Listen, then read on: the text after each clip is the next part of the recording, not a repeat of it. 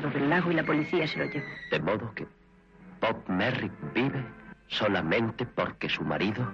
Para él la vida era una vertiginosa carrera sin freno. Es Bob Merrick. Señora Phillips. Le ruego que no haga una escena. Pero si solo quiero decirle que... Hasta que ella se cruzó en su camino. Quedará ciega. ¡Ciega! No puede ser. Y nació una sublime obsesión. Ya sé dónde le he conocido a usted. No nos conocemos. Una película de Douglas Sirk, protagonizada por Rock Hudson y Jane Wyman. Obsesión. A continuación, qué grande es el cine.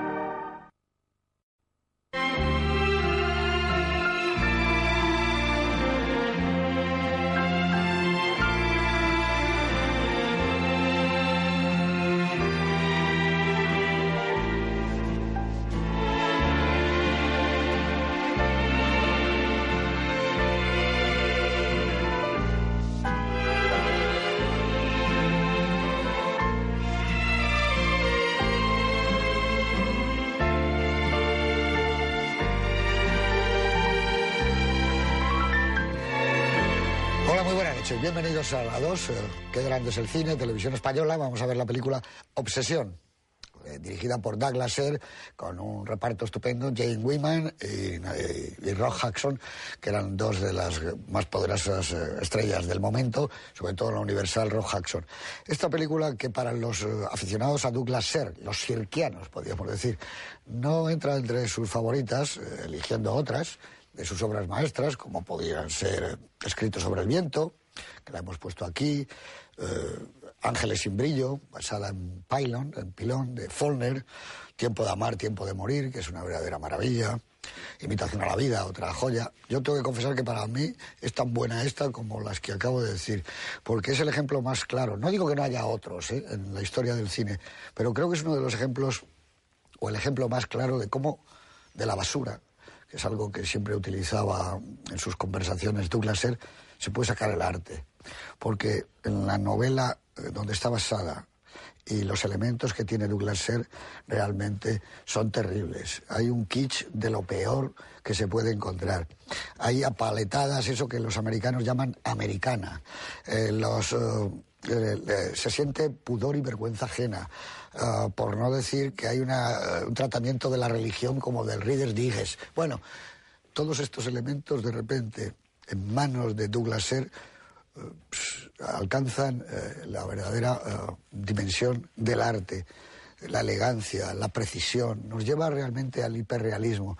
Es una película asombrosa. Obsesión empieza y uno no la puede dejar, aunque parte de su cerebro está diciendo, pero esto no puede ser, ¿cómo este señor, el playboy, que va con la lancha a 300 kilómetros, muere el otro, esto que dicen de este... Bueno, pero la película es tan asombrosa que hay que verla muchas veces. Yo la he visto muchas veces y he llegado a una conclusión, esta última visión que he tenido, a ver si hoy la ratifican mis amigos, es que es alemana, no es una película americana, es una película alemana, porque una película de Max Ophuls suele ser una película norteamericana, incluso las que ha hecho luego después en Europa, por técnica, por narrativa, pero esta película de Douglas Sirk, y muchas de las películas de Sirk son alemanas. El comportamiento de los actores, los decorados están estilizados, parecen de la Bauhaus. Es algo asombroso cómo ha podido manejar esos materiales y crear verdadero arte. Pero bueno, hay un sirkiano estupendo, que es mi amigo Juan Manuel de Prada, buenas noches. Hola, buenas noches. Que va a hacer una presentación de esta película que espero les guste, y creo que es el momento ahora de decir y de batir palmas por Jos Oliver, que fue de los primeros que en España se entusiasmó por este director, por Antonio Drobe, que le hizo aquí en Televisión Española una entrevista inolvidable en una serie llamada Dirigido por, que solo se pudo hacer eso, pero que bueno, luego como resultado pues nos dio este libro, Tiempo de vivir, tiempo de revivir, que son unas conversaciones con Douglas Sirk, y un libro como Nouvelle Vague, porque no se sabe quién entrevista a quién y si el libro es de Drobe sobre Douglas Sirk o de Douglas Sirk entrando en la vida de Drobe. En cualquier caso, vamos a rendir homenaje tanto a Jos Oliver como a Antonio Drobe por la pasión y por por la lucha que hicieron para que Douglas Sirk, por lo menos en España, tuviera el reconocimiento que tiene. Y perdón, la palabra es tuya. Bueno, pues realmente yo creo que lo más interesante a la hora de afrontar esta película, esta gran obra maestra del melodrama, es darnos cuenta efectivamente de, como tú bien has dicho, Douglas Sirk parte de una materia prima literaria bastante andrajosa, ¿no? Una novela que tuvo un éxito estruendoso en la Norteamérica de la Depresión en el año 29, que ya había sido adaptada por John M. Stahl en un melodrama con un guión prácticamente exacto al de esta película, pero con unos toques de comedia que esta no tiene, y un material que Douglas Sirk toma y que, a diferencia de otros maestros del melodrama, pues podemos pensar, por ejemplo, en Luis Buñuel, ¿no?, que convertía ese material en otra cosa distinta a través de un sarcasmo cruel. Él ese material se lo toma en serio, es decir, no ironiza sobre él, toma una distancia ecuánime ante él, pero lo sublima, lo magnifica plásticamente, lo convierte en una joya desde un punto de vista artístico, y lo redime, digamos, de toda su procedencia, ¿no? Esto verdaderamente es el milagro y la alquimia a la que tú aludías, que realmente resulta extraña, porque generalmente ante estos materiales el director suele adoptar una actitud o irónica o distanciada o sarcástica, y esto no lo adivinamos en la película de Douglas Sirk. Es decir, Douglas Sirk está tomándose en serio esa historia totalmente irracional, totalmente loca, totalmente disparatada, pero al mismo tiempo nos la está sirviendo plásticamente, con una estilización iconográfica, con una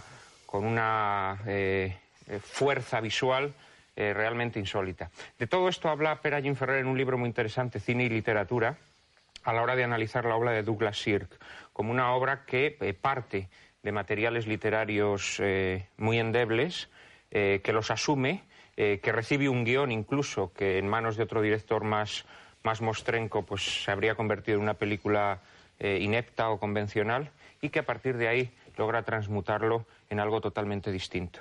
Realmente la novela en la que está basada la película, que yo he leído para prepararme este programa, realmente la novela es, como diría José Antonio Jauregui, una coñación muy divertida, un verdadero bestseller, ¿no?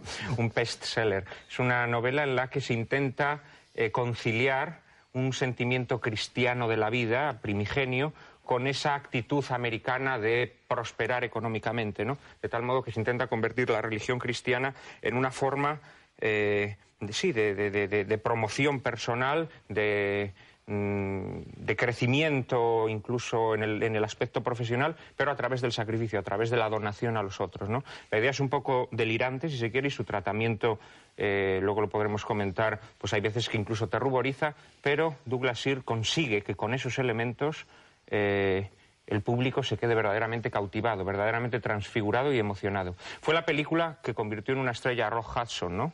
Uno de los hombres más bellos de la historia del cine. Su belleza verdaderamente es sobrecogedora por momentos.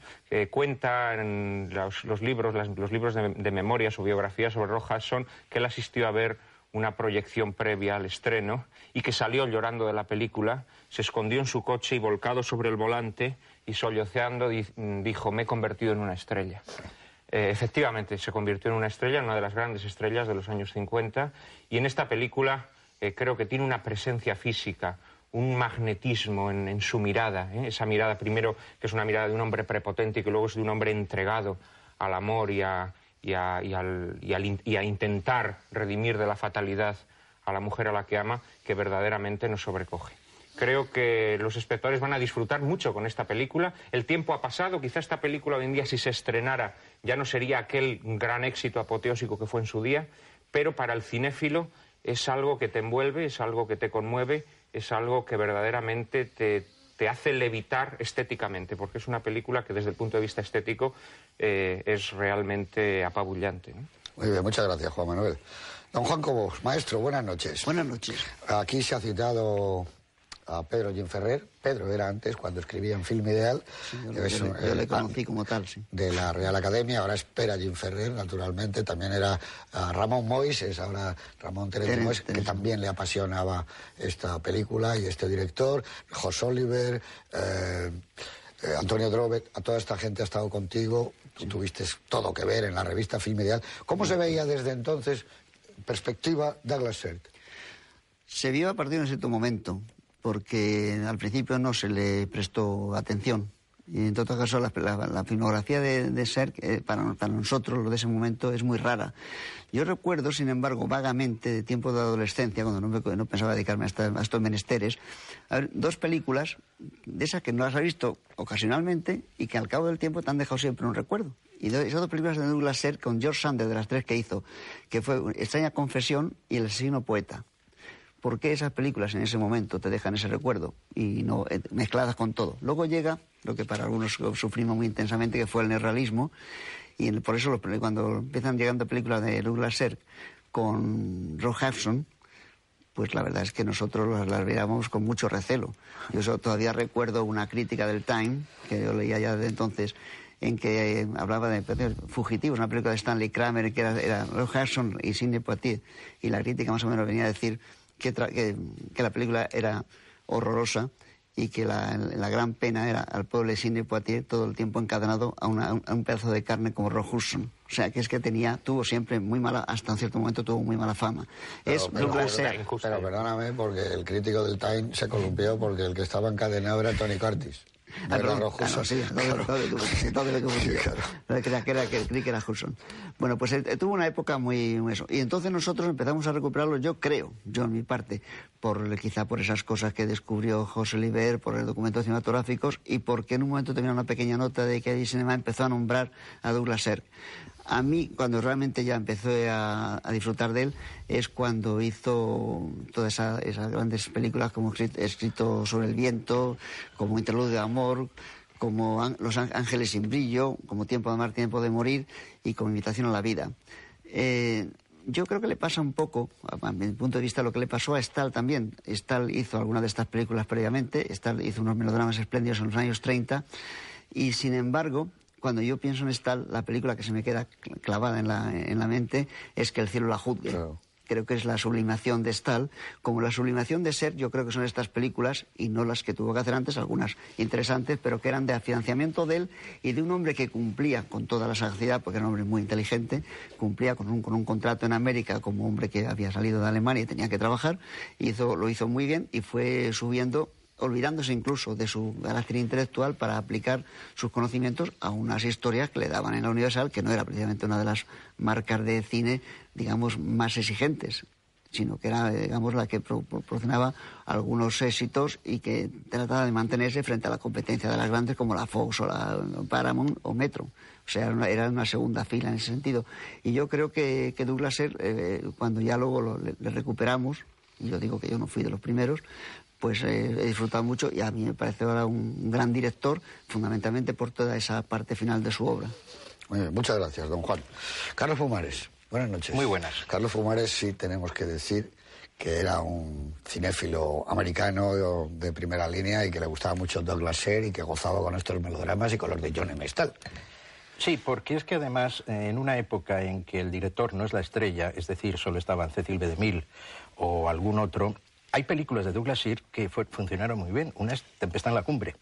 Es una película que fue muy comercial porque Douglas Sirk, evidentemente, su gloria se la lleva con el melodrama. En un momento le llaman el continuador de Stahl, pero no hay que olvidar que es un hombre que ha aprendido un oficio, que ha sido guionista, que ha sido productor en la UFA, que ha estado al servicio de una estrella como Zarah Leander, con La golondrina cautiva, y que Douglas Sirk es un todoterreno en un principio, porque hace películas policíacas como El asesino poeta. Pero El submarino fantasma, una cosa con MacDonald Carey, también fue una película bastante comercial. Es que Douglas Sirk hace películas de indios. Taza, el hijo de Cochise, que aquí no se llamaba así, sino... Orgullo de raza. Orgullo de raza era la de los irlandeses. Y es un hombre que llega a la sublimación del melodrama, pero que lleva toda esa cultura que ha adquirido en Europa, en la UFA. Luego cuando pasa por Holanda, cuando pasa por Francia. Y que es un hombre que ha estudiado mucho, porque yo le conocí en Locarno, porque él vivía en Lugano y iba al festival que hay enfrente, en el lago de al lado, en Locarno. Un hombre elegante. Esto puede parecer una tontería, pero es que esa elegancia es la que creo que aplica. Porque, como decía, se cree la historia. Es que en el cine hay que creerse las historias. Si el director no se la cree, ¿cómo quiere que yo me la crea como espectador? Y él coge un melodrama, un material deleznable, en principio, donde prescinde de personajes en esta película Obsesión que había en la primera versión, donde hay cosas que vienen muy cogidas por los pelos, pero no importa, porque él se la está creyendo, está filmando esa historia.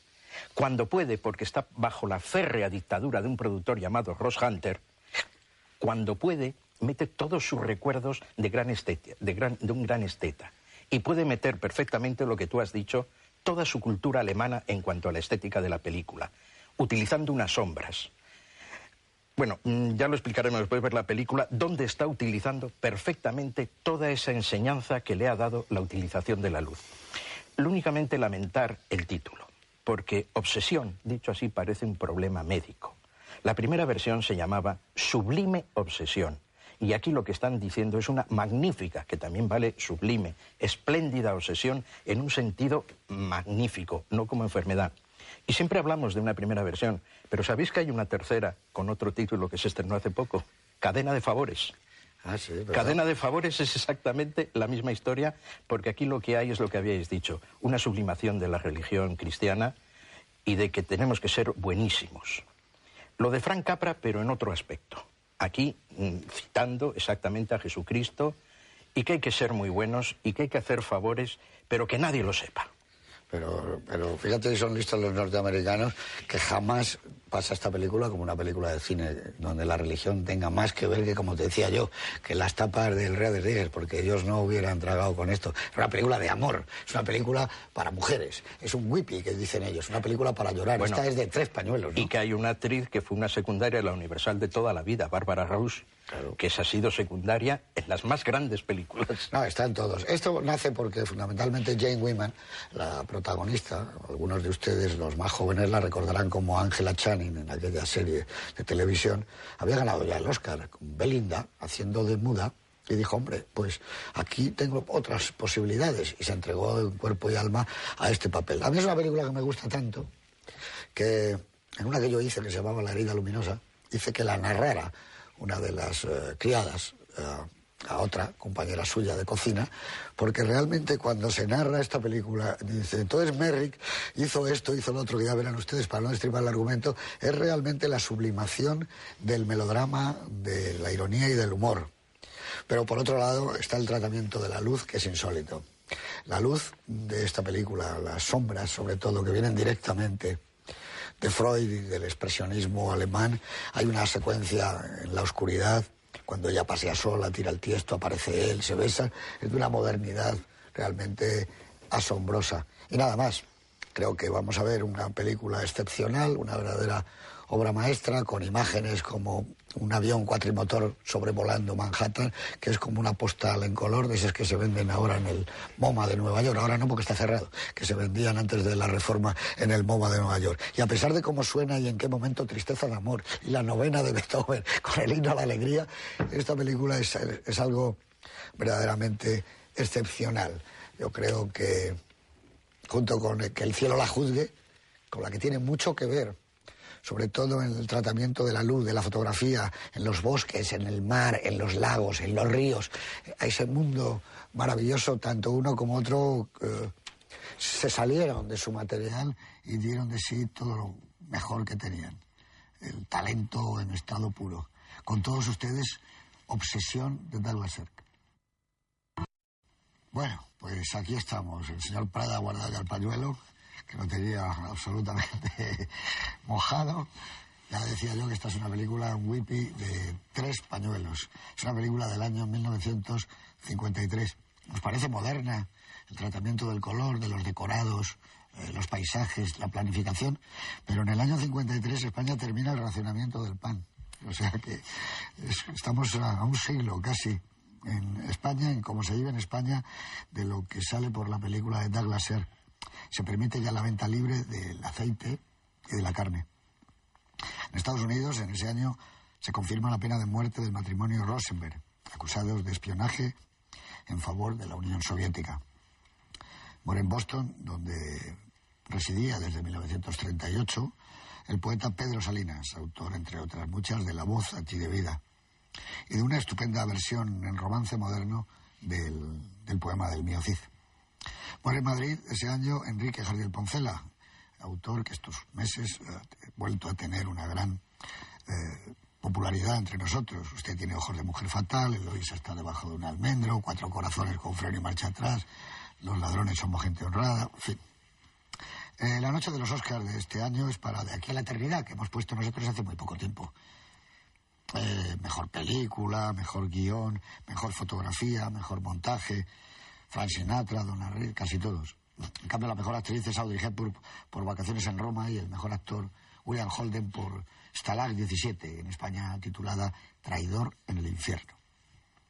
El Barcelona se proclama campeón de Liga y vence en la final de la Copa al Valencia, además. Este mismo año gana también la Copa Latina. Menudo Barcelona. Kubala, ¿no? Estaría Kubala. La Iglesia condena toda la obra de Alberto Moravia, autor de novelas como La Romana o El Desprecio. Muere William Fox, un productor de cine mítico, cuyo nombre va unido a la Fox, naturalmente. 20th Century Fox. Fausto Coppi vence en el Tour, fallece Eva Perón, el Plan Marshall termina su ayuda en Alemania, ha pasado de largo, naturalmente, por España. En ese mismo año, en el Festival de Cannes, Bienvenido Mr. Marshall, de nuestro querido Luis García Berlanga.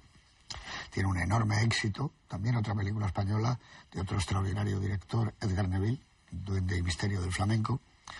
Rocky Marciano se transforma en el nuevo campeón del mundo de los pesos pesados, vence por KO a Jersey Joe Walcott en un combate extraordinario en Filadelfia.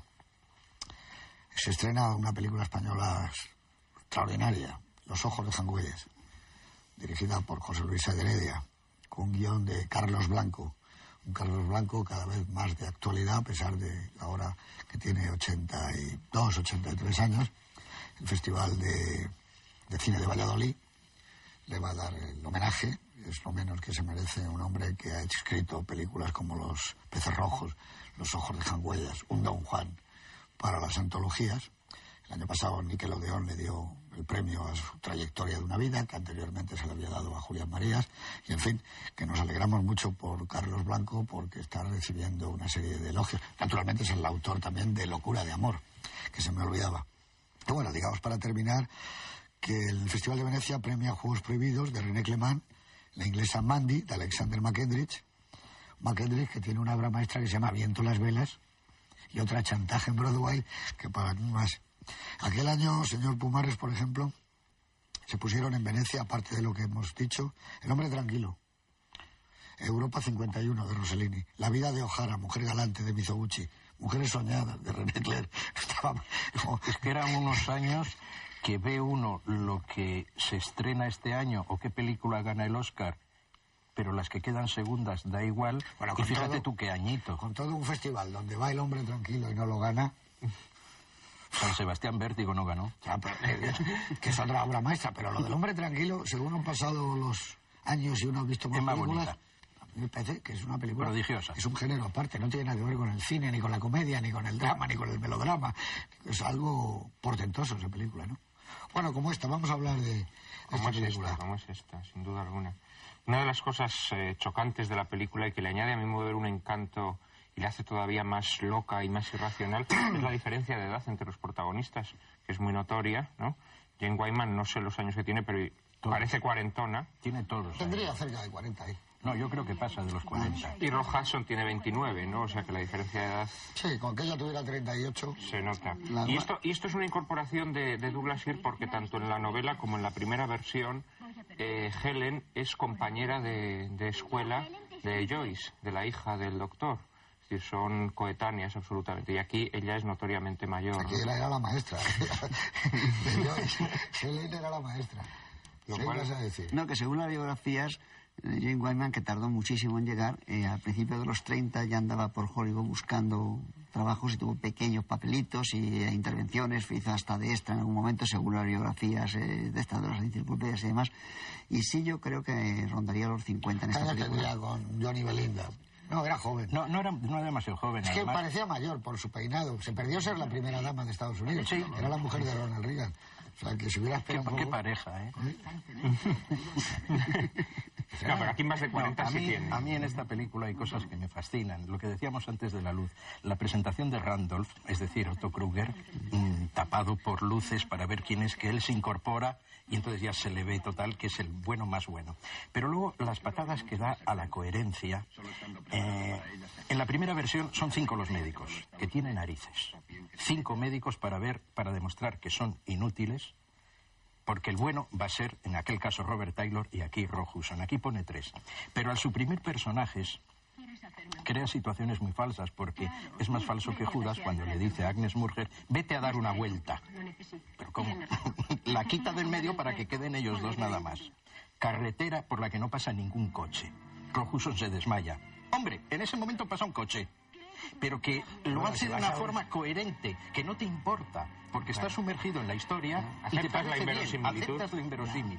Ese es el trabajo de Serk. Lo que hace posible Serk, y es lo que yo he cometido, como te he dicho, ya tarde, es decir, cuando ya empezaron a descubrir algunos, es que él establece un mundo. Una vez que has ascendido esos escalones, estás colocado en esa altura, ya todo es posible. Todo es posible, pero no, has tenido que saltar esa pequeña valla. Y esa valla hay mucha gente que tropieza en el realismo y se cae.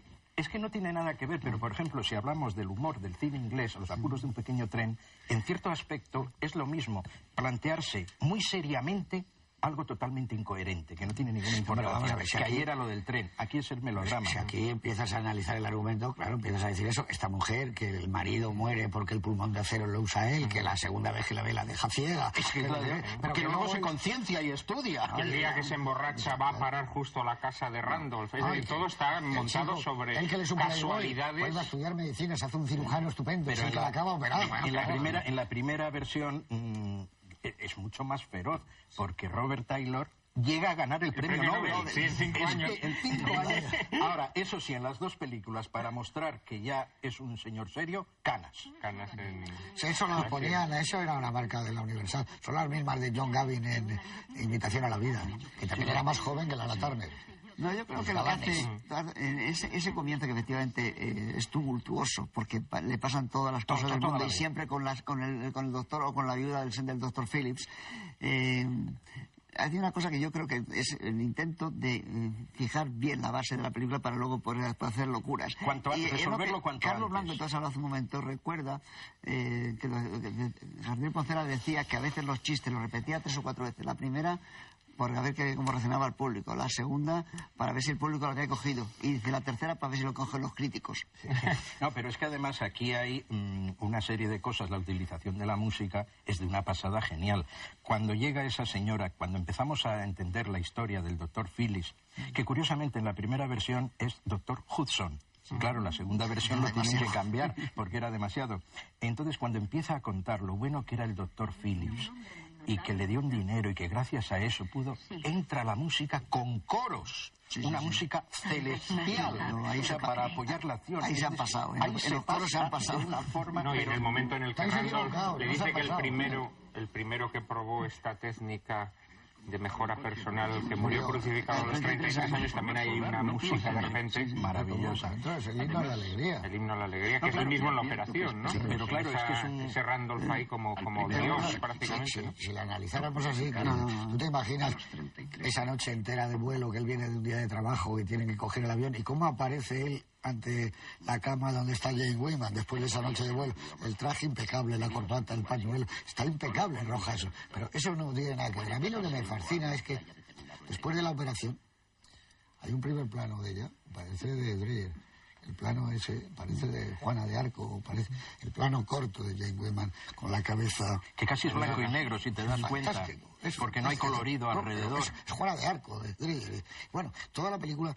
es de una sutileza que llega, como yo decía, al hiperrealismo. Hay algo de concreción en la puesta de escena que te va dejando asombroso. Los movimientos de la Nouvelle Vague, en la escena esa de la oscuridad cuando se queda ella sola, una escena larguísima, donde en teoría son tiempos muertos, ella moviéndose de un sitio a otro sitio, hasta que sale, tira el tiesto aparece él, se besan. Bueno, esa es una escena asombrosa, de una modernidad, casi con la cámara continuamente cogiendo a los personajes, pero como con mucho cariño, como envolviéndolos. Es una manera de contar nada americana. Pero es que hay otra secuencia muy parecida donde la música y la actitud ha cambiado totalmente, que es cuando sale como ella no puede ver la ciudad la ve a él y sale con ese vestido blanco que ni siquiera parece Jane Wyman porque está muy bien, que sale y se ponen a bailar, otra vez con toda esa iluminación heredada del cine alemán, que hay... haciendo lo mismo prácticamente, es distinto por la alegría que demuestran los personajes, por la música que ha metido en ese baile, que creo que es una secuencia muy bonita. Sí, el baile ante la bruja, ¿no? Y luego hay el vals ese, donde entra en el terreno de Ophuls y con mucha elegancia se retira porque ese es un terreno intocable. Sí, es casi como un homenaje a Carta a una desconocida. Claro, yo creo que el propio que es un hombre muy culto se da cuenta y dice, este es un terreno resbaladizo, no puedo superar aquella escena maravillosa de Viena, Joan Fontaine y Louis Jourdan. Claro. Hay un momento cuando él ya está hablando con la niña en la playa, que él escucha, está maravillosamente. Los insertos de él escuchando son... Que además está un poco repite y redicha, porque dice cosas impropias de una niña. Bueno, eso ya lo hacía Shirley Temple hace muchos años. Le dan unas frases a esa niña un poco delirantes. Por ejemplo, cuando le ayuda a Rock Hudson a propulsar la barca, dice, yo siempre he dicho que una chica para estar en perfecto estado, dice, no tiene que tener ni grasa ni músculos. Eso no lo diría una niña. No, pero además lo que decías tú, José Luis, cuando están hablando, tarda en mostrarnos a Rock Hudson. Tiene una conversación y es como una sorpresa. Que la cámara lo pero estaba aquí. Nosotros tenemos la misma sensación que tiene ella cuando oye a la niña que se dirige a alguien, ¿no? Hay otra escena que es excepcional, que es cuando está hablando en el jardín mientras toma café, con las gafas, ella, el otro la acompaña y dice, voy a caminar sola, y baja los escalones. Esa es una escena, los verdes, el azul, el agua, eso es una cosa maravillosa. Lo que empiezas es olvidarte de la propia historia, y lo que sí ha hecho él es profundizar en eso que se llama la narrativa, en los personajes, y que te empieza a gustar. Las gafas de ella son un acierto excepcional. Y crea un escenario y un mundo físico muy claro en el cual te mueves con facilidad como espectador, que es fundamental para que te creas todo lo que te está contando. Pero a la vez hay un momento en que ha hecho como al principio. Porque lo que le interesa es lo que estáis diciendo, es decir, unas situaciones de unos personajes. Y hay un momento cuando ella se marcha, que es otra pasada. Toda la Interpol buscándola, una simple señora que ha cogido un avión y se ha marchado. Todas las policías del mundo buscándola. Pero claro, son unos segundos para mostrar que hay un interés. Pero es una desaparición porque a él lo que le interesa es, ha desaparecido, vámonos al encuentro. Pero claro, por en medio tiene que haber algo. Y lo hace muy apresurado y de plano fijo, y un señor que dice, la hemos buscado por toda Europa, en Roma no dice nada, unos insertos de telegrama, es una especie de locura, no la hemos visto en Roma, ¿qué iba a hacer esa señora en Roma? Parece como esa escena que dice el productor de pronto, dice, oye, te falta un momento ahí para hacer el cambio, y dice, pues vamos a rodar ahí en un rincón. Vamos, que ya nos hemos pasado de tiempo y todos contra la pared. Hay un plano que es muy sencillo. Es una panorámica de un coche que entra en el centro médico cuando él va a ir otra vez a estudiar. Es fantástico ese plano. Cuando ha pasado el tiempo, dices. Sí, eso es fantástico. Y luego, toda la estilización de los decorados de los hospitales son maravillosos. Eso parece la aguja. Y para decirte lo bueno que es en la secuencia del niño. Doctor, que le da un abrazo y anda por la línea. O sea, con un simple detalle que ahí se demuestra lo que es un guión de Hollywood, lo que es una producción, lo que es un director que conoce el oficio, cómo damos que este señor ya no es aquel borracho, ya no es aquel loco. Porque hay que tener en cuenta que él iba a 350 kilómetros, cosa que ni Donald Campbell con su pájaro de fuego consiguió. O sea, una velocidad increíble. Pero ¿cómo lo damos? Y lo da magníficamente porque hay que reconocerlo que con una simple escena, un niño, doctor, le da un abrazo, mire, pum, pum, pum. Y hay otro elemento que, para lo que es el cine americano suele ser, o exigía en esa época, como mayor rapidez. Esta es una película que se la toma Douglas Sirk al tiempo necesario, con una enorme majestuosidad, está rodada. No hay precipitación nunca, o sea, y se sale de la hora y media. La película está cerca de sí, la pero hora. esta película hubiera durado más de 2 horas. No, esta película dura 3 horas. Contar lo que ha contado él. Él se está moviendo en un terreno peligroso, peligrosísimo, que es que está rayando el folletín. Yo creo que se asumidamente. En el folletín la precipitación es una norma. Entonces, al evitar esa rapidez Entonces cuando se separa un poco de esa frontera. Y luego él además, fíjate, tú hablabas antes del hiperrealismo de esta película, que estoy totalmente de acuerdo. Pasa que a través de ese hiperrealismo, a través de esa descripción de una conducta, casi podríamos decir patológica, aunque sea enaltecedoramente patológica, pero él introduce elementos, yo casi diría, del género fantástico. Yo creo que esta película admitiría una lectura como película de género fantástico. El personaje de Otto Kruger, hay momentos que parece un ángel. Hay un momento, por ejemplo, que a mí me llama mucho la atención, que es cuando acaban de operar a Jane Wyman y se queda ciega. La Nancy Agnes Moorehead se lo comunica tanto a la hija como, a la hijastra, como a Rock Hudson, y de repente, no estaba encuadrado, de repente aparece Randolph para consolar a Rock Hudson. El personaje no ha aparecido, no sabemos que está ahí, de repente lo aparece y lo consuela. Cuando él vuelve a su casa y él ha abandonado la casa y le dice la criada, ha dejado la casa durante unos meses. De nuevo parece que nos tropezamos ante un ángel, ¿no? Y cuando él no se atreve a operar, la cámara gira y está en plan de ángel, como tú dices, cuando además Otto Kruger es más famoso como malo. El sabotaje estaba genial, como malo, porque tiene una elegancia, pero Otto Kruger tiene que ser malo. Ese plano, cuando él decide ya al final que le mira que opere y la cámara en grúa va acercándose, ese es un plano fantástico a través de esa cristalera, eso es una maravilla. Además, Kruger está apoyado y cuando opera sonríe y se marcha. Es un plano religioso también, ¿no? Porque hay Kruger, digamos, cosas que dice, es una especie de santo laico. Pero me alegra, Carlos, que seamos tan mayores, sobre todo yo, para acordarnos de Kruger como malo en Sabotaje de Hitchcock.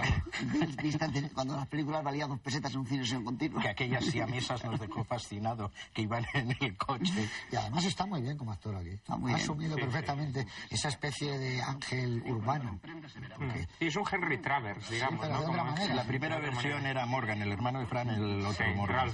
Ralph Morgan, que estaba también en ese plan. Porque es que incluso en el guión, en los títulos de crédito, se ve que se han basado en el guión anterior. Sí, totalmente. Y hay diálogos y situaciones que son exactamente las mismas. Y otras diálogos camufladas, como lo de la niña, que en la versión original está leyendo un libro en braille. Y está en un parque, no en la playa, porque cuando hacen nuevas versiones siempre meten unos cambios. Salvo hay un caso que se puede comprobar. El prisionero de Zenda, de Cromwell, o el otro, los planos, la planificación es exacta. Pero en detalles, como cuando llega James Mason en la segunda versión a hacerles la propuesta deshonesta y da la pistola así al guardia, Douglas Fairbanks Jr. hace el mismo gesto, todo igual. Lo que hace Louis Calher, diciendo el mejor de los Russell, el mejor de eso, lo dice Cecil Aubrey Smith. Pero es que es la planificación. Bueno, la exasperación de la réplica perfecta sería la versión de Gus Van Sant de Psicosis, ¿no? Bueno, es una película que es exactamente pero eso ya es una pasada. Eso ya es una pasada. Porque es que además, perdón un momento, es que en aquella época era lógico porque no había televisión. Había un cambio generacional. Es decir, hacer una nueva versión que se le ponía color al blanco y negro. Mientras que lo de Gus Van Sant es una mamarrachada. La de Gus Van Sant de Psicosis es menos fiel que El prisionero de Zenda de Richard Thorpe al de Cromwell. Esa es una película, yo la he visto en 2 vídeos y es exacta. Pero yo no sé lo que ha hecho Richard Thorpe, porque a él le tenían que decir, este es el encuadre y se abre la puerta de la carroza. Pero es que es idéntica. La alfombra roja. Las réplicas, todo igual. Donde está Deborah Kerr, Madeleine Carroll. Es como si estuviera coloreada. Exactamente. Pero plano a plano. Pero a veces son maravillosas. Lo que pasa es que esta tiene una ventaja, la segunda, en mi opinión, la primera es una joya. Que es que el peor malvado de Zenda, como James Mason, no hay nadie. No lo hay nadie, la elegancia de Mason era mejor. No, pero por ejemplo, hay películas como La Huida, cuando hacen unas versiones muy próximas, cambian el principio, para que sea espectacular. Pero en La Huida no pueden variar que una señora se acueste con el jefe para que liberen al marido. Y cuando llegamos al final es en el mismo hotel. Es decir, ¿para qué se hacen nuevas versiones ahora que la primera la tenemos en vídeo, la ponen las televisiones? ¿Por qué estropear la película de Peckinpah haciendo unas mamarrachadas con una serie de explosiones? Carlos, dinero, siempre dinero. Bueno, en este caso yo creo que el remake es mejor.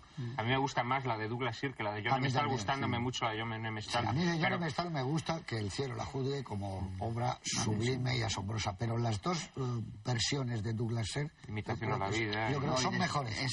Está, si no me equivoco, esta noche estoy de equivocaciones, si no me equivoco, hay un melodrama maravilloso que es Las llaves del reino. En Las llaves del reino yo lloro. Sí. Al final, cuando salen todos los chinitos a despedir a Gregory Peck, Yo lloro como una magdalena. Pero yo creo que en esta lo que hay, sobre todo si uno está en los rodajes o ha tenido ha seguido un rodaje una vez y otra, ha tenido algún trabajo que hacer allí, es que lo explica bien además en la entrevista con Halliday, y a mí me lo hace más creíble que todo. Y es que la película, si hubiese tenido como que montar como en teatro todo seguido, no habría podido con esto. Es porque se rueda fragmentariamente y uno se anima con una escena aislada y ve que ahí ha conseguido superarlo y que va muy bien y tal, y le empieza a entrar uno una especie de euforia que la va aplicando y consigue que algo que en su conjunto no habría podido digerir se le convierta en una obra como esta de gran calidad. Ahora, yo creo que también... Esa sensación de ir poco a poco superando las dificultades cada día, con cada momento, viendo que uno ha conseguido más de Viendo que los resultados son cada vez más óptimos, ¿no? Pero de todas formas yo creo que en Douglas Sirk influye demasiado y que él trata de evitarlo la influencia del productor. Incluso en los repartos, porque Tiempo de amar, tiempo de morir, magnífica película, el reparto es como improbable. ¿Qué pinta ahí Liselott Pulver? ¿Quién es Liselott Pulver? No solo una señorita que ha hecho a Godard, que montó toda su teoría de Liselott Pulver sobre él, y Billy Wilder la utilizó en un 2-3. En un 2-3, pero sí, ahí está muy bien, pero protagonista... Los mejores de la historia del cine. Sí, pero no, tampoco era... era... los patrones de producción totalmente. Y le ponen unos intérpretes y a Rock Hudson pues le tiene y luego lo sustituye por John Gavin. Y hace películas improbables, porque Himno de batalla pues era una película que no estaba nada mal, y ahí está Rock Hudson en un papel un poco más duro que lo que es en Lo que pasa también la idea, si te das cuenta, de Himno de batalla es un poco la misma, ¿no? Sí, es la redención de un hombre a través de un acontecimiento que le ha ocurrido fatal, ¿no? Exactamente. Que en ambos es un solo una cielo muerte. lo sabe. Claro. Exactamente igual. Ahora, ¿por qué cuando se mete a productor hace una película de jesuitas? La Primera Legión. Que la produce él. ¿Por qué se mete en un Yo creo que jesuitas? En esta película y en general hay un sentimiento religioso, no sé de qué, es que siempre creo que lo ha tenido. Cristiano, y desde luego porque es la famosa esa de que tu mano izquierda no sepa lo que hace la derecha. Eso es la base de la película, que luego no la haya acentuado demasiado, pero la película es un mensaje cristiano de paz, de entrega y de compartir los bienes con otros. Bueno, sí, cuando dice que el primero que lo intentó murió en una cruz. Y sumado al mensaje americano del American Way of Life, del progreso, ¿no? De la promoción personal, del triunfo. Porque Rock Hudson, esto en la novela se ve más quizá, Rock Hudson también es un triunfador, es decir, es un hombre que a través de esa técnica del sacrificio, de la abnegación, consigue prosperar profesionalmente. Se convierte en un cirujano, en un neurocirujano famosísimo. En teoría era un ¿no? deportista, un playboy, digamos ahora, ¿no? Un deportista con mucho dinero. Pero a mí me parece que el verdadero arte, cuando surge, han pasado ya unas cuantas décadas de esta película, casi tiene 50 años, es porque tú ves muchas imágenes, la construcción de los decorados y cómo están iluminados, las ropas, que está reproduciendo una manera de vida de como eran los años 50. Tú tienes la sensación de que hay muchas cosas del pop, del propio Andy Warhol, de Lichtenstein, de todos estos, que están como influenciadas por esta película, como por otras películas. Cuando tú ves una portada, en este caso me parece que es Newsweek, era Newsweek como era. En cambio, esta película te lleva a las magazines distintos de cómo los asociamos en los años 50. Te lleva a Harper Bazaar, te lleva a Life, aquel Life lleno de fotos, te lleva a unas tonalidades y unos colores que eran más o menos la dimensión que se exportaba de los años 50. ¿Cómo tenía que...? La ropa, la historia del cine en grandes aspectos está dada por... Si la historia de la pintura la dan los pliegues, la historia del cine son muchas ropas. La niña lleva pantalón vaquero y camisa de cuadros.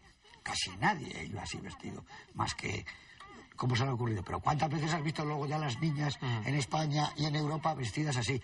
Las chaquetas que lleva Rock Hudson con tirillas se pusieron de moda. Los trajes cóctel que se llamaban. Todo eso forma parte también de lo que tiraba Hollywood como de un...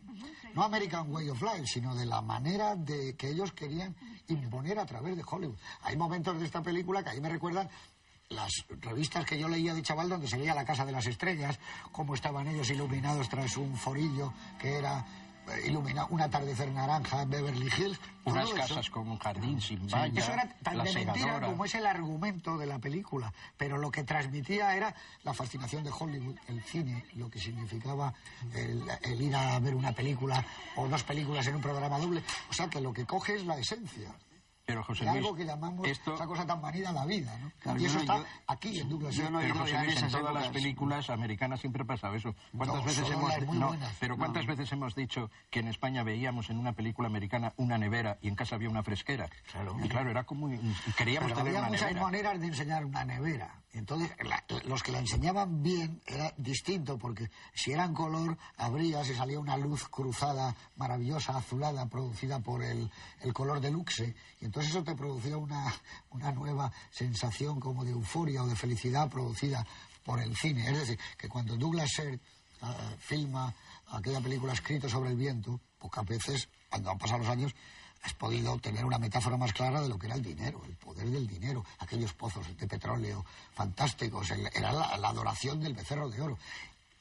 Y Dorothy Malone quitándose las medias. Sí, no, pero para cuando se quitan las medias, este señor hizo un plano maravilloso en Ángeles sin brillo, que se iba bajando en paracaídas con el... porque Douglas Sirk además era un hombre como con una temperatura muy, muy cálida. Ahora lo vemos lejos, pero los besos que se dan en estas películas, vistas en los cines de españoles de los años 50, eran arrasadores. Todas las chicas querían que le besara Rojuson, y bueno, nosotros ella no nos gustaba, nos gustaba más la otra. La Bárbara Rose. Bárbara Rose, ¿no? Que siempre era un poco una chica como más normal, era la que tiene hijos, tiene un marido. La más asequible, la que se puede tener en casa. Era la novia del barrio, que podía ser... Hombre, nunca iba vestida así, porque esto iba como en el nodo, salían los programas aquellos de pases de modelos, eran como salían, estas en Pero color. date cuenta que estamos todavía en una época de Hollywood donde hay una férrea dictadura sobre el número de planos y primeros planos que tienen que tener. La RAS no tiene grandes primeros planos, No. porque es secundaria. Solo tienen derecho Los contratos los Jane tienen, Wyman y Rock Hudson.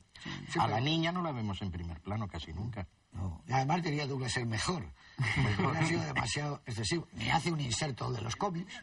Nada, A nada, lo lo mejor cuenta. ahora otro director... Es tremenda esa hubiera escena, cómo seguido. la resuelve de estar contando un cómic, ¿eh? Y darle el golpecito para que diga Hook. Esa es una secuencia también magníficamente realizada, porque es de una dureza meter eso en una película, Y hecha en un señor estudio. contando un cómic. Y hecha en estudio con una perfección Es como tal salen en que las las películas. las transparencias... Las transparencias son maravillosas. Son estupendas, Maravillosas. en color, porque aquí está hecho ese barrio, digo, ese hotelito del... Eso está no sería del Tirol. Eso está ya está en la Universal, ese barrio. Claro. Ah, bueno, el barrio sí está. Ese barrio de esas casitas están en la Universal, en los estudios. Pero luego lo que pasa es que ha atrapado la época. A mí me gustan los aviones que salen, el Super El Super Constellation. Constellation de la Túa. Que digan pasajes en vez de billetes, porque entonces se viajaba muy poco en avión. Además, Era los muy coches, poco. pero Los coches, bueno, hay una secuencia que termina ya, la de Rock Hudson. Después de que se despide de ella en la playa y acaba con que se monta en ese coche, esos son los coches que van ahora por las calles de La Habana, los mismos, porque el 53 y el 54, yo no tengo coche, pero los que tenéis coche, los he perdido, fue el mejor año de los coches de toda la historia. Esos Cadillacs, esos Chevrolet, son verdaderas obras maestras. Tú ahora coges ese Cadillac, el que sea que lleve él, que no sé lo que será, un Cadillac, y es una maravilla, como es ese coche. Son los coches de American Graffiti, Sí, los que vuelven a Soto, sacar, los pero Chevrolet. no vueltos a sacar, sino los que eran los que reflejaban la vida del momento. Sí, ya sin el componente nostálgico que pueda tener American Exactamente. Graffiti, ¿no? Y luego, además, incluso en conductas, por ejemplo, es muy de los americanos sentarse en el asiento del copiloto metiéndose por el lado del piloto, que es lo que hace Rock Hudson cuando ella lo coge... Claro, lo porque- coge en la carretera, porque- que le nota una familiaridad, ¿no? El tío se mete... No, y que en esos coches no hay la palanca de cambio, está en el Claro, volante. claro, y el asiento es corrido, Y el además. asiento es corrido. No, pero además, hoy vemos películas con aeropuerto y hay un montón de planos. ¿Os dais cuenta cómo son los aeropuertos en esta película? Es una pared de un señor con una... Como se Delante de una verja, una de puerta. una al lado de una alambrada. puerta. Bueno, pero eso tiene toda la razón del mundo, porque en ese aeropuerto está centrado exactamente la media docena de personajes que quieren. Incluso aquí al final se vuelve uno de ellos y descubres que es él. ¿Cómo es el aeropuerto de la película de Mankiewicz de Eva el desnudo? Exactamente. Cuando se va a despedir de Bette Davis, que se va a una película, el marido la despide Gary en un sitio Merrill. parecido, Gary Merrill. Eso es la idea que nosotros nos hemos hecho de la vida a través del cine. Por eso cuando este hace imitación a la vida es fantástico, porque es como la película que resume toda su postura en cuanto al cine, en cuanto al cine americano, en cuanto al cine alemán, la cultura que él piensa que deben de tener las películas, los argumentos que van mezclándose, porque esto es una que llaman ahora subópera. Es una de las... Esto es un teleteatro que dicen en Latinoamérica, que dura 2 horas. Pero, amigo, cuando alguien lo coge y lo pinta de otra manera, dices, pues es lo de Andy Warhol, coge un bote de Campbell, pero lo hace arte. Pero además Porque tiene una mirada nueva. En Imitación a la vida mete el tema racial. Que en Imitación a la vida también lo que es maravilloso son los títulos de crédito, una serie de diamantes, de perlas que van cayendo cual cascada para introducirnos en ese mundo. Y al final me parece que era Mahalia Jackson cantando. ¿Cómo cantaba la Mahalia? No, pero es que hay una cosa importante en esta película, o sea, en esta serie de películas, y lo dice además en ese libro de Halliday, y lo repite Drobe, que es que era tan listo que sabía que el máximo colaborador, el íntimo, el compinche del director es el director de fotografía. Sí. Y coge a Russell Metty, que ha hecho El extraño y que más tarde de todo esto después hace Sete Mal, y le mete en el color, y hay que ver el partido que le saca a Russell Metty. Porque es un color ¿Y por qué deja de hacer cine cuando todavía podía hacerlo? Parece que se encuentra enfermo. Y yo supongo que también cansado. Es decir, hay gente que ha trabajado mucho tiempo. Bueno, tuvo una etapa de director teatral, ¿eh? Sí, pero no muy amplia. Fíjate tú, ¿por qué deja el cine con películas de éxito? Más alto. Claro, la última película Tiempo de morir. Imitación a la vida. Bueno, con esas últimas películas. De la Universal. Y esta fue un éxito tremendo. Pero al mismo tiempo, si veis, fijáis, cronológicamente es el momento donde empieza a descomponerse el mundo de las grandes productoras, al final de los 50. La televisión vuelve a ocupar el sitio, la gente ya no contratan por 7 años, se contratan por película, venden los estudios. La llegada de las nuevas olas a los cines. Yo creo que está bastante estudiado que este hombre, yo creo que vamos, en las entrevistas que le hizo Drobe, a mí a veces me gustaba incluso más las entrevistas que la película en sí, porque veía las películas las conocía, pero ver a este hombre expresarse, razonar, bueno, maravilloso. Y yo creo que es que además este hombre tenía esa modestia maravillosa de tantos maestros del cine de antes, ¿no? Que era un artesano, es decir, él se consideraba un artesano, y probablemente al desmoronarse ese sistema con el que él siempre había trabajado también, que era el sistema de los estudios, donde tú recibías un guión, donde le dabas tu personalidad, pero en cierto modo te estabas ateniendo a lo que te daban, ¿no? Donde aceptabas unos patrones de producción, etcétera, etcétera, pues a lo mejor encontró que el cine era ya un medio demasiado hostil. Además, él está en la política de estudio desde su juventud, porque la UFA, en realidad, era el modelo americano de estudio exactamente igual, que él es guionista y de pronto le dicen que dirija. Porque estaba en la casa con un sueldo. Lo que pasa que cuando se dice artesano parece que es algo peyorativo. No, es algo muy hermoso. No, los que estaban haciendo la catedral de París o la catedral de Reims, ¿sabían ellos que eran artesanos? Ellos no sabían nada. No quería decirlo con un contenido peyorativo para nada. Lo digo porque hay mucha gente que a lo mejor puede pensar que artesanos, no, eran unos señores que dominaban perfectamente su oficio, punto primero. Después tenían una enorme cultura, punto segundo. Luego eran creativos, tenían una fascinación, porque como dice Juan Cobos, el coger a Russell Metty, que luego hace unas fotografías, bueno, con estas son excepcionales. Russell Metty hace Espartaco, además, también. Sí. Pero esta fotografía es excepcional. Si os dais cuenta, juega continuamente con... Es una película oscura. Dentro de la brillantez del color de la época, muchas veces los personajes están en sombras, las caras en sombras. La exploración ocular que le hacen a ella en Zurich. El puntito del ojo, cómo está. Eso es difícil, de resolver, sacar solo ese punto de luz en un fotograma oscuro, y estando ella presente. Pero es un tipo de cine que yo digo es el cine de nunca jamás, que nunca puede volver. Nunca puede volver esos directores de fotografía, esa creación, ese coger un material casi de desecho, como hemos dicho, y poderlo sublimar, como decías tú. Yo creo que eso ya es imposible, que eso ya no se corresponde a otra época del cine, sin ningún género. Quizá porque se ha perdido la modestia, ¿no? Hoy en día el director se cree un demiurgo. Caprichoso, el primer cortometraje que hace ya se cree que es Dios. Quiere imponer su estética, su estilo, ¿no? Y probablemente todo se quede en un galimatías inteligible. Mientras que estos eran personas modestas. Ten en cuenta, y lo sabía que no eran modestas. Por ejemplo, compañero suyo era Friedland. Friedland era una estrella en Alemania antes de venirse, y había hecho Mabuse, y había hecho M, y había hecho Los Nibelungos y Metrópol. Pero cuando llega a Estados Unidos y le dicen hay 6 semanas o 5 para rodar, hace esa maravilla de Mientras la ciudad duerme, y hace Los Sobornados. Son películas extraordinarias. Que Los Sobornados es otro melodrama al margen de negro, porque como es esa cara quemada. Lo cierto de este hombre, ha visto que... Tiene una gran fascinación que yo creo que eran los directores. No lo sé, estoy muy arriesgado, pero pienso que en un gran número no se preocupan lo que se debería de preocupar, por ejemplo, por la arquitectura. Yo creo que antes los directores de cine estaban muy influidos por la arquitectura. Tenían referencias inmediatas, sobre todo en esta época, pues si esta época son los 50, Mies van der Rohe, Gropius, el famoso, el de la casa de la cascada, Lloyd Wright. Frank Lloyd Wright. Y en todas las películas, y sobre todo los alemanes, las de Preminger, visualmente son distintas también.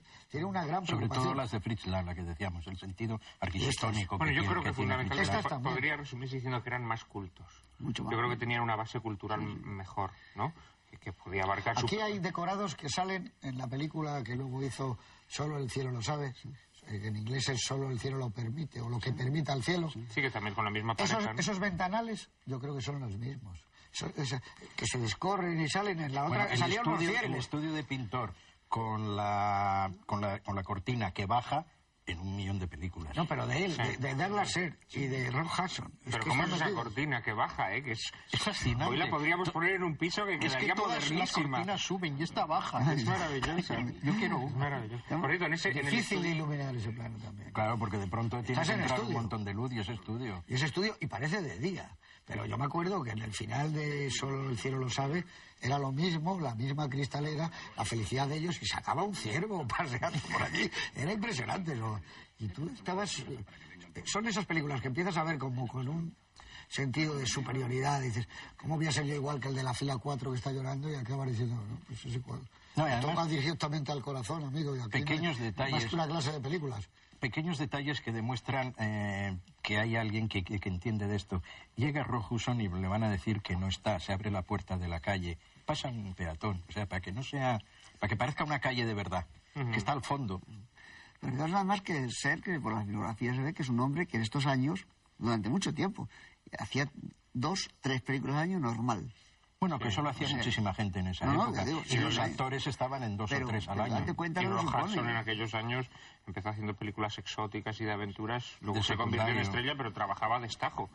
Lo vimos hace poco en la de Joseph Pevney, que es anterior a esta, un poco anterior a esta, pero en aquellos años Rob Hudson trabajaba a destajo. Y en la Hombre, célebre estaba Horizontes Lejanos, ahí estaba de secundario. Sí, él era 7 años y entonces decía, era como las compañías de teatro. Oye, papel para fulano, pues créalo. Porque era como estaba. Lo que pasa que yo creo, a mí personalmente Rob Hudson siempre me ha parecido muy buen actor. Decir esto a lo mejor puede parecer raro. Es como No, cuando, extraordinario. cuando tú defendías a capa y espada que Sean Connery era bueno, cuando hacía el primer James Bond. La gente decía, este no es bueno, era buenísimo ya haciendo de James Bond. Nunca ha habido un James Bond como él. Era el puro duro, inglés, frío. Cada vez que entraba a una habitación imperceptiblemente miraba a un lado y otro a ver si estaba todo correcto. No, y es que además aquí en pero esta está muy película- bien. Le hemos visto hace aquí en poco esta un Confidencias película- de medianoche y estaba dotado para la comedia también. Nos lo creemos cuando hace de prepotente, de playboy prepotente, esas imágenes en las que él está tumbado en la cama del hospital llamando por teléfono, fumando, ese desparpajo chulesco que tiene, ¿no? Luego lo vemos un poco como una persona ingenua, disparatadamente ingenua, cuando después de su primer encuentro con Randolph, él se cree que ese sistema va a ser la purga Benito, le da esos $, al señor del telescopio, ve que llega la otra y dice, esto funciona. ¿no? Y luego lo vemos abnegado, sacrificado, con una ecuanimidad. Yo voy a decir una cosa y que no suene a agitación, de que quiera ser yo a estas alturas ya un agitador. En la película Gigante está mejor Rob Hudson que James Dean. Pero muchísimo mejor. Y es una película donde él está muy bien. Es que Rob Hudson fue mejorando, yo en ese Y sentido... cuando llega discrepo, a la fue mejorando televisión bastante. como comisario Macmillan, es cuando está genial, cuando llega Pero ya a estaba la muy dotado perfección. para la comedia. Lo que pasa es que interpreta a nivel de los años 50 también. Hombre, si coges a Ramón Novarro en los años veintitantos, interpretaban de otra manera. Pero a mí me parece que fue injusto. Era muy justo. Era un Y luego actor era muy espléndido. guapo, era una cosa que rompía la pantalla realmente, ¿no? Porque Vaya pareja la de Gigante con Elizabeth Taylor. Y James Dean, eso era un reparto en una magnífica Y una película. actriz como Mercedes McCambridge. ¿Cuál es el plano de esta película? ¿Es Bueno, difícil? ¿Qué más te gusta o la secuencia? No, hombre, me voy a quedar con la de esa habitación a oscuras y Jane Wyman desolada, ¿no? Queriendo llegar, tanteando los muebles, tropezándose con ellos, llegando al balcón, primero con ese plano que se le ve a ella a través de los visillos, llegando al balcón, tanteando la maceta grande, pensando que ya puede confiarse, tirando la pequeña, y luego esa llegada súbita y si se quiere también irreal, ¿no? Justo en ese momento de Rob Hudson, también visto a través de... Y ella que va a cambiarse de vestido. con el abrazo final que tienen ahí. Esa secuencia me parece prodigiosa, porque además es que la iluminación o la falta de luz de la habitación... Eso está iluminado. Está iluminado de una manera... La oscuridad hay que iluminarla. Extraordinaria, ¿no? Y eso que la televisión pierde mucho. Yo me imagino que esa secuencia vista en una pantalla de cine... Y luego tiene que esa ser... manera de rodar, cuando ya empieza después de eso su noche, van en el coche. Esa manera de rodar, eso, a ella la cambias y pones a Dorothy Malone y parece de otra película del terror, pero rueda de una manera especial los coches también, Douglas Sirk. Los ruedan. Ahí lo cogen el faro, además, el coche. Sí, creo que en un motivo alusivo a la ceguera coge el faro y luego ya los coge a ellos en el coche. A ver, tu momento. Pues yo tenía ese preparado, vamos, o sea, que está clarísimo. Ha sido cuestión de ser el segundo en vez del primero. Pero bueno, he descartado ese, ya tengo que hacer un esfuerzo y quizá, aunque es un momento íntimo y tal, el momento en que ella descubre, él descubre que ella sabe quién es él, en la noche esa famosa del baile, cuando le dice que si perdonaría a todo el mundo y tal, entonces ella dice que si perdonaría a Merrick y ella dice, ¿sabe quién es? Sí, ese es el momento, pero vamos, a mí lo otro, lo que pasa es que esa escena es larga, pero es la más lograda de toda la película. O sea, una escena muy difícil además en guión. Para ti, tu momento. Bueno, yo diría que esa escena es la magnífica obsesión. Toda. Pero a mí me gusta también la siguiente, cuando tras la pena, porque no la van a curar, porque se va a quedar ciega cuando llega, vístete ese vestido y ese salir por la ciudad, que es un vestido maravilloso. Para que la ciudad la vea. Para que la ciudad la vea. Esa secuencia en que baila, que se ve algo de la ciudad, que se ve algo de la gente, me parece que es también una secuencia muy bella, muy bonita y muy donde está funcionando todo el tema de la iluminación, donde está funcionando el color, esa oscuridad que, como tú dices, hay que iluminarla, y que es un poco la continuación con un cambio de actitud de los personajes, de los que tienen en la secuencia del interior de los tropezones, porque aquí ella es feliz, una felicidad que va a durar solo una noche, porque en cuanto le dice que se va a casar, va a desaparecer. No es casual, sino causal, que la primera pregunta que le tenía preparada Antonio Adrover era sobre la felicidad. Porque en las películas de Sirk se habla mucho sobre la felicidad y la infelicidad. Pues a mí hay un momento que me gusta mucho, siempre al lado de eso que estáis diciendo, que es el nudo y el corazón de la película, que es la sensación que tienes cuando ella le dice hasta mañana y él se va, se cierra la puerta, tú intuyes que no va a haber un mañana. Y cuando él llama por teléfono, pero entra Bárbara Rasch, las dos notas que están dejadas, la película iba con una velocidad enorme. Y luego viene esa cosa asombrosa, que hay un punto y pasan años. Ya lo ves encarnado. Con canas. Sí, y lo asombroso visto desde el punto de vista de hoy, y sigue enamorado. ¿Cómo es esto posible? Esa señora mayor, también hay que decirlo. Esa señora más mayor. Pero al contrario, la señora mayor, ¿cómo va a seguir enamorada también de este? Ha pasado el tiempo. No, igual. Él ha terminado los estudios, brillantemente. Aquí fíjate lo que cambia de una época a otra. No se atreven a que gane el Nobel. Ya en los años 50 ya es más duro. La llegada de Robert Taylor con el premio Nobel a cuestas. No, porque además no se entiende 30, porque hay periodistas esperándole, no se entiende hasta que te dicen que es que ha ganado el premio Nobel. ¿Por qué iban los periodistas a recibirle porque era médico en Europa? Porque las épocas son distintas. Los espectadores que iban a los cines en los años 30... Va bien lo del Nobel. Ahora ya, ingenuos, ¿no? En el 50... Ya sería una pasada. Hay un plano muy bonito que no hemos mencionado, que es cuando ella acaba de ver a su marido muerto y sale al jardín, ¿no? La cámara la ve desde lejos cómo va caminando por el jardín, y ese contraste entre el esplendor, esa lujuria vegetal del jardín, ¿no? Y ella caminando muy triste, es un momento extraordinario. Y la película, toda la primera parte, todo lo que es el ocultamiento del Dr. Phillips... Que nunca le vemos la cara. Nunca le vemos la cara, ni siquiera le vemos el cuadro este de Randolph. Eso también está muy bien, ¿no? Porque se convierte también para Rock Hudson, se convierte también como en Dios, ¿no? Sí. Ese Dios que le está diciendo, tienes que portarte de esta manera, tienes que empezar a sacrificarte, tienes que rendirte a esa magnífica obsesión que yo te he encomendado como una especie de destino fatal. Está en todas partes, en el bolso de ella, la P de Phillips, ¿eh? Está en todas, lo tiene en todas partes. Todo, continuamente, ¿no?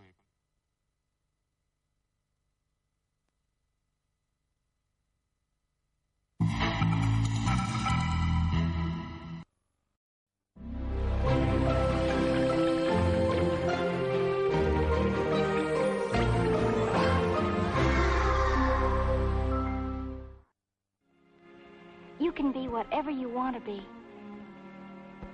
It just takes faith. and hard work. We'll make it work out together. Marion, one day we'll have our dream.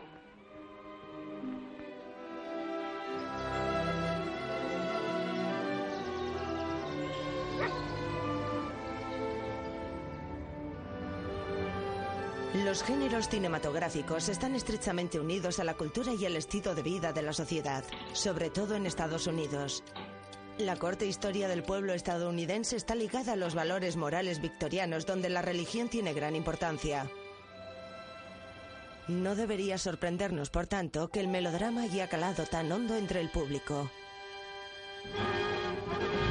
It's intermission. Rise and stretch time. Time to refresh yourself and visit our snack bar. Got a yen for hot popcorn? Your favorite soft drinks, the Juicy Frank Sizzling Hots. Enjoy the show.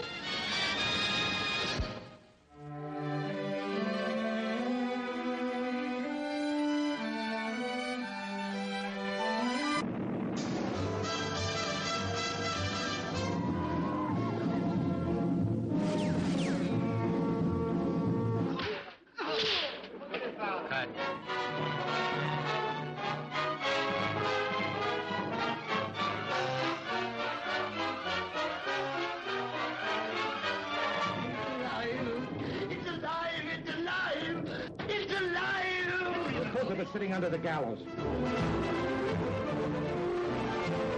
800,000 years into the future in The Time Machine.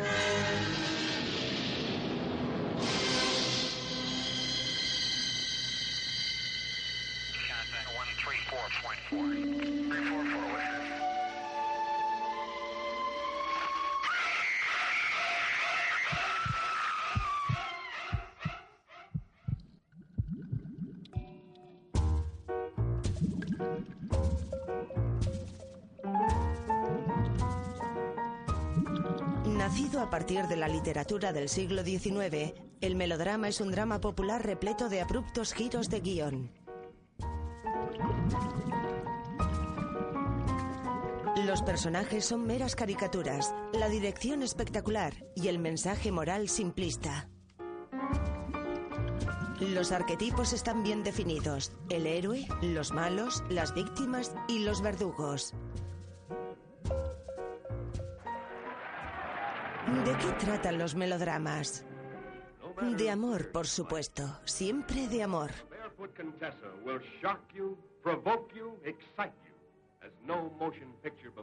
Un amor lleno de frustraciones y momentos tristes.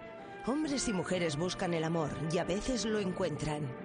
Sin olvidar que con frecuencia a los personajes de un melodrama les resulta difícil elegir el camino hacia la felicidad. Half in the dirt and half out. Then it hasn't been good for you. In many ways, it's been beyond my dreams. Like a fairy tale of this century. Es fácil reconocer un melodrama. Se nos saltan las lágrimas en cuanto vemos a la víctima y nos enfurecemos en cuanto aparece el malo.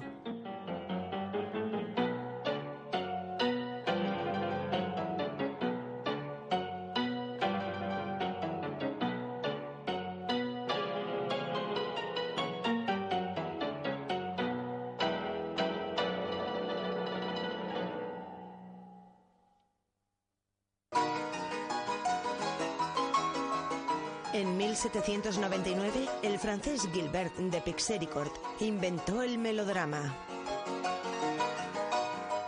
Fue a él a quien se le ocurrió la idea de combinar la comedia dramática con interludios musicales. Canciones, pantomimas y técnicas escénicas subrayaban las apariciones de los personajes y unas situaciones llenas de dramatismo adornadas con efectos que eran demasiado predecibles. El público de cine buscaba emociones fuertes. El cine mudo, al carecer de diálogo, era el terreno ideal para que prosperara el género.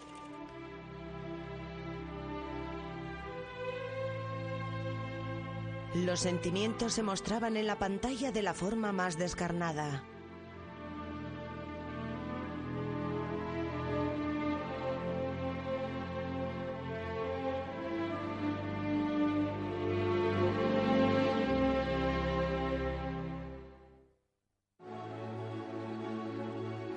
W. Griffith fue el primer director que supo entender cómo había que utilizar esas técnicas en la pantalla grande. Como su nombre indica, Las dos hermanitas narra la historia de dos hermanas. Una de ellas es ciega. Tras la muerte de sus padres, tienen que viajar a París para vivir con su tía. La ciudad es un lugar peligroso y el drama empieza a desarrollarse. Unos bandidos secuestran a la hermana mayor. Sola y abandonada, la hermana pequeña cae en las garras de una vieja arpía que la obliga a mendigar. La hermana mayor consigue escapar y busca desesperadamente a su hermana.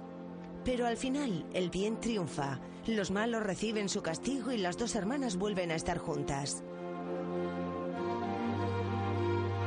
El espectador masculino quiere defender a la pobre víctima, mientras que su mujer sueña con ser raptada. El Caid fue un melodrama en el que predominaban el amor y la pasión y que presentaba un nuevo tipo de héroe. Rodolfo Valentino se convirtió en un ídolo conturbante que personificaba los misterios de Oriente.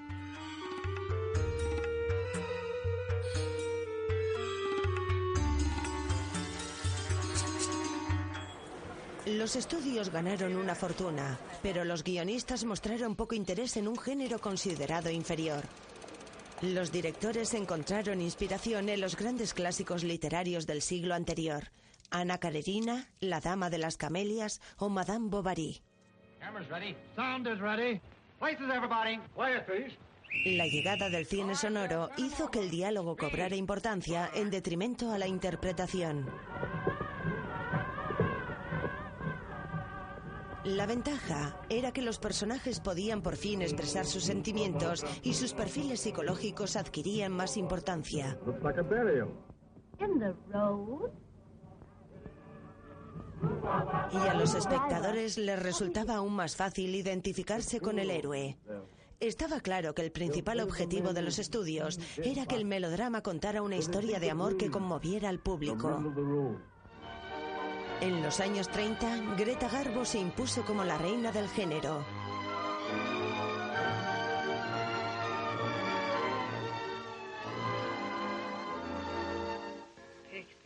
Su físico difería del ideal de belleza del momento y su voz ronca atraía tanto a hombres como a mujeres. No, it's impossible. Nothing's impossible now. Send those people in the other room. I can't. Then I will. I could kill you for this. I'm not worth killing, Armand.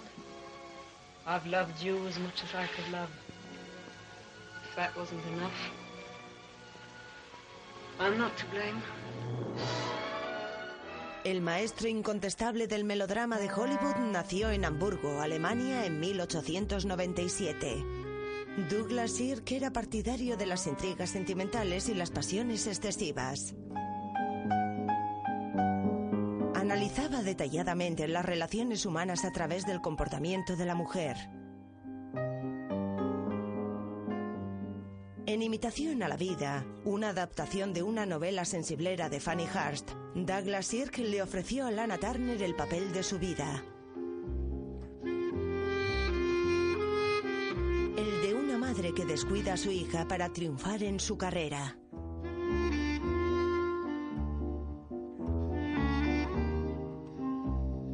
Love? But you've always had that. Yes, by telephone, by postcard, by magazine interviews. You've given me everything. But yourself. Imposible no llorar viéndola.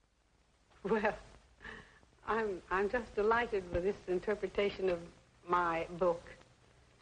It captures with such intensity the purpose and the meaning of my novel.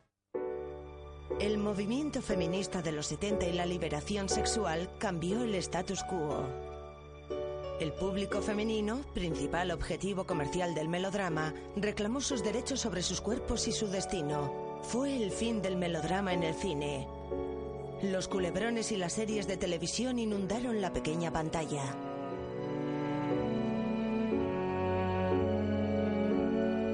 Los directores de hoy están recuperando el género y subvirtiendo ciertos códigos.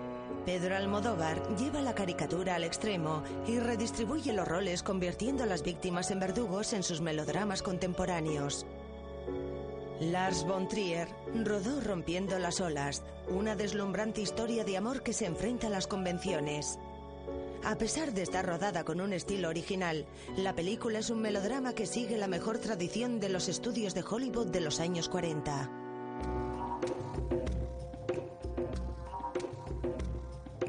Como suele ocurrir con otros géneros cinematográficos, el melodrama está estrechamente vinculado a los códigos morales de su tiempo, aunque hoy en día el sexo ha dejado de ser un tabú.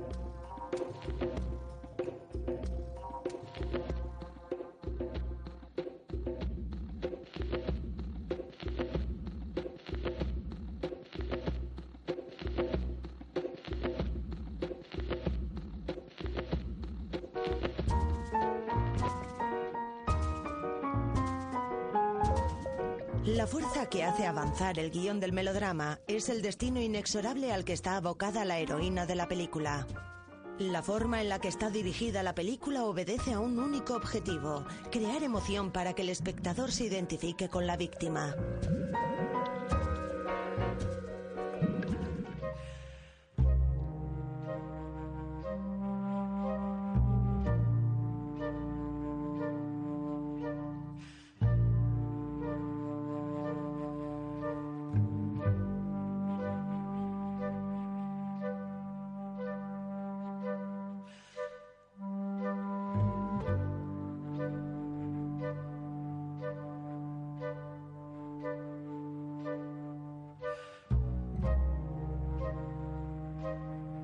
La víctima.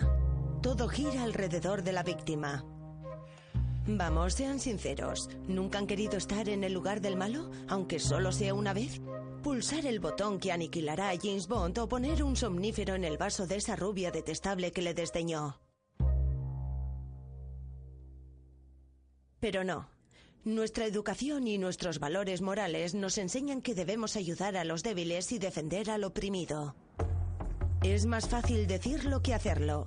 Después de todo, ¿qué impide a las víctimas tomar las riendas de su propio destino? ¿No podría ocurrir que, de hecho, la víctima acepte su papel consciente o inconscientemente? De ahí a decir que la víctima se merece lo que le está pasando, podría ser quizás un poco perverso, aunque...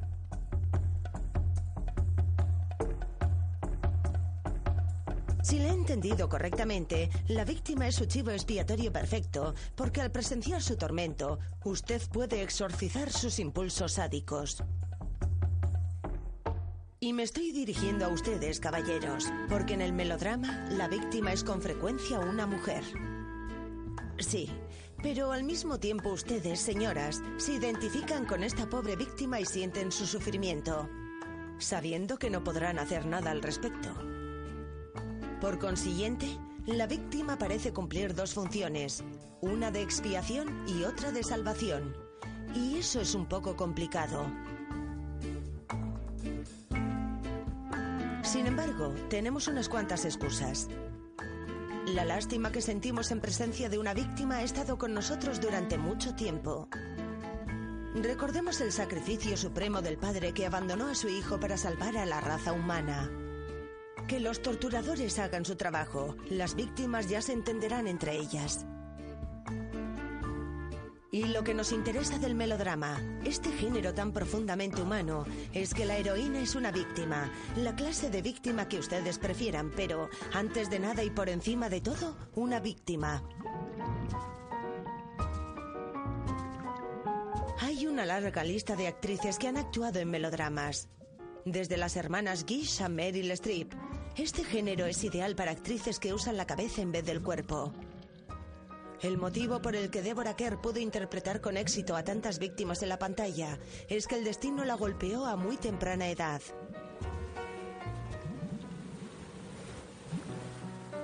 Nació el 30 de septiembre de 1921 en Helensburgh, Escocia. Tenía 15 años cuando murió su padre. Esta tragedia dejó una profunda huella en sus relaciones con los hombres e influyó en su trabajo como actriz.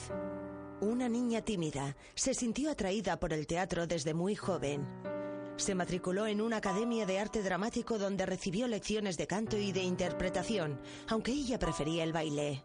A la edad de 17 años se fue a Londres. Interpretó a Shakespeare en los escenarios antes de conseguir un papel en una película dirigida por Michael Powell, aunque eliminaron su escena en la fase de montaje. Descubierta por un productor inglés, hizo una prueba de pantalla y consiguió un papel en Mayor Bárbara. Fue la primera vez que interpretó a una víctima. La película fue un éxito y Deborah Kerr se convirtió en una actriz muy popular. La elegante dama inglesa de gustos refinados sustituyó a la sueca misteriosa y exótica. El productor Louis B. Mayer la convirtió en la nueva heroína de los melodramas de la Metro-Goldwyn-Mayer. Las minas del rey Salomón, Quo Vadis y El prisionero de Zenda fueron algunos de sus éxitos. Pero fue la película Tú y yo, dirigida por Leo Macarey, la que la hizo entrar para siempre en la historia del melodrama. Él era el playboy, ella la cantante. Se enamoran durante un crucero, pero ambos están comprometidos. Prometen reunirse 6 meses después, pero ella sufre un accidente y no se presenta a la cita. Él desespera, ella era infeliz, sus vidas vuelven a cruzarse años después. ¿Pero no es ya demasiado tarde?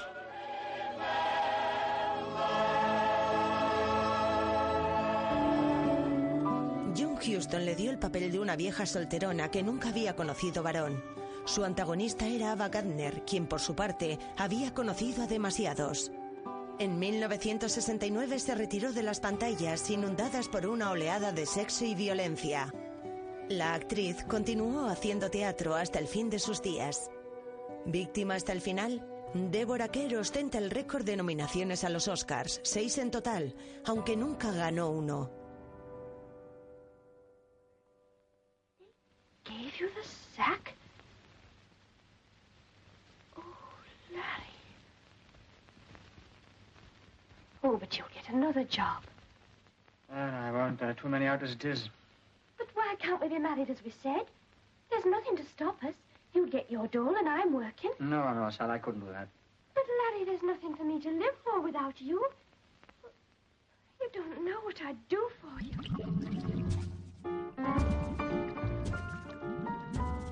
El hogar conyugal es el escenario de todos los finales de los melodramas, y la cama es uno de los ingredientes que conforman este drama.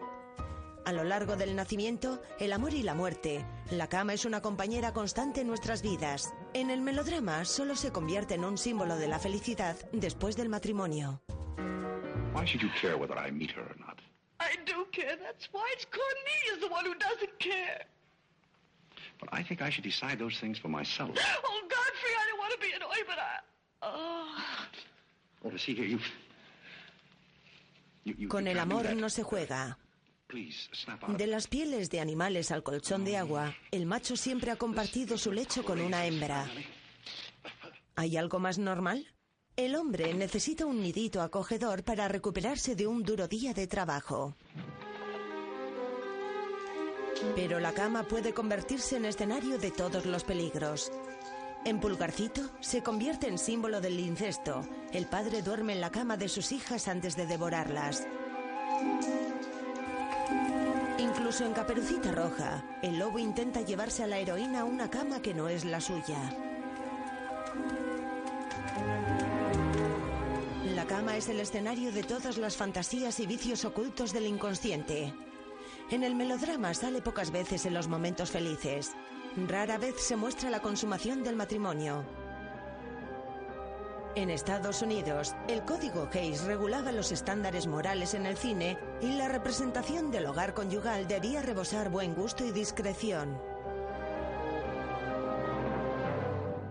La alcoba cinematográfica ideal cuenta con 2 camas individuales con una separación entre ellas de al menos 1,5 metros. Aunque si aparece una cama doble, sabremos que el matrimonio se ha consumado. Y por cierto, el marido o la mujer siempre tienen que tener una pierna fuera de la cama. Y sí, como la institución del matrimonio es sagrada, está fuera de toda consideración mostrar a los amantes viviendo en pecado en un escenario con tanta carga simbólica como este.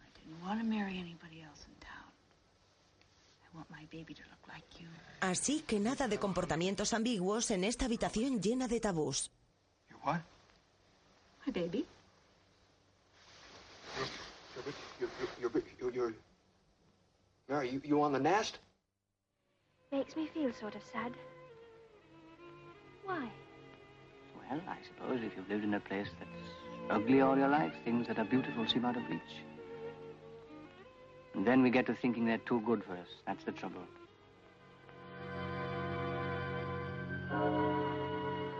En el melodrama, el hogar conyugal se presenta frecuentemente en una realidad sórdida que hace que el espectador sienta lástima por la víctima. Well, Sal, here we are. Para el héroe de la película, el hogar conyugal que podría cobijar una relación verdadera entre una pareja está siempre fuera de su alcance. Good night, laddie. El héroe debe aceptar ese hecho y resignarse, lo que provoca un sentimiento de frustración en el espectador.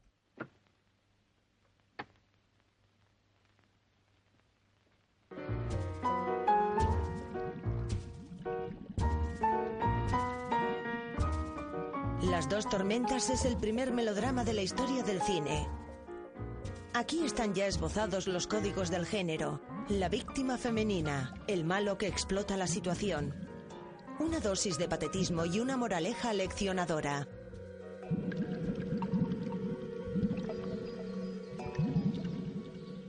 Esta película de Griffith es un retrato de la sociedad de principios de siglo, una verdadera encrucijada de cambios culturales y revoluciones industriales. Pero tradición y modernidad rara vez se llevan bien. Para Griffith, el cine es un medio de transmitir una serie de valores conservadores. Y el tablero de su melodrama coloca las piezas familiares en su sitio.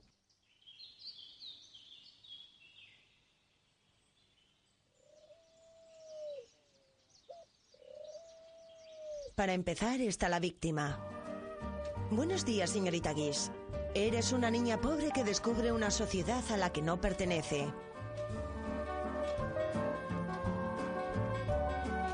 Al cruzar el umbral que te separa de este mundo nuevo, pones en peligro los valores que te inculcaron. Cuidado, el peligro te acecha. Entonces aparece el malo. Te seduce y te engaña con sueños falsos. El malo es un hedonista al que solo le importa su propio placer y que además dispone de los medios para conseguirlo. Incluso llega a organizar un matrimonio falso para desflorarte. A ti, que siempre has sido una joven virgen asustada. Y así, el daño ya está hecho. En el melodrama siempre hay alguien situado más alto que controla el destino de los hombres. Tú, la víctima que has pasado de ser una niña a convertirte en madre, pagas muy caro el error que cometiste. Tu bebé muere y la sociedad te rechaza. No hay salvación, ya es demasiado tarde para ti.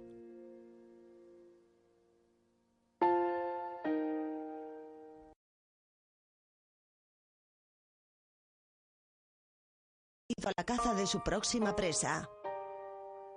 A principios de siglo, los hombres podían permitirse licencias inimaginables hoy en día. Pero Griffith el puritano nos reserva una sorpresa para el final de la película. En vez de castigarte definitivamente por tus errores, te abre la puerta de la felicidad.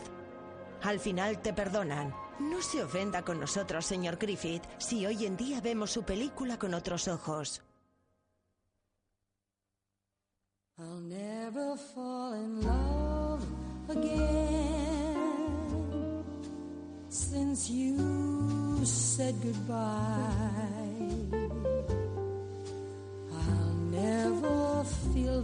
De vez en cuando, las condesas descalzas tienen problemas para encontrar al príncipe que las hará felices.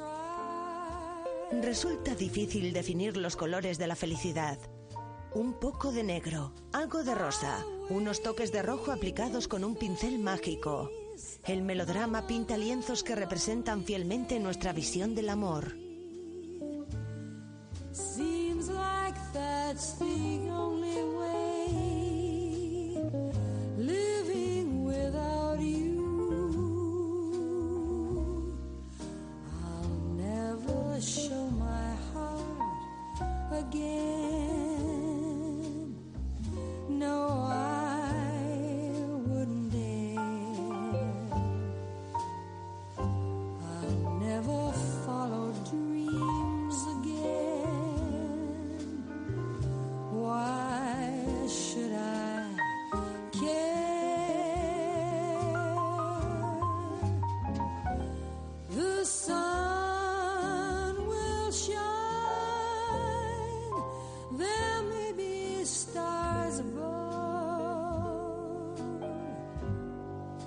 let them shine for someone else.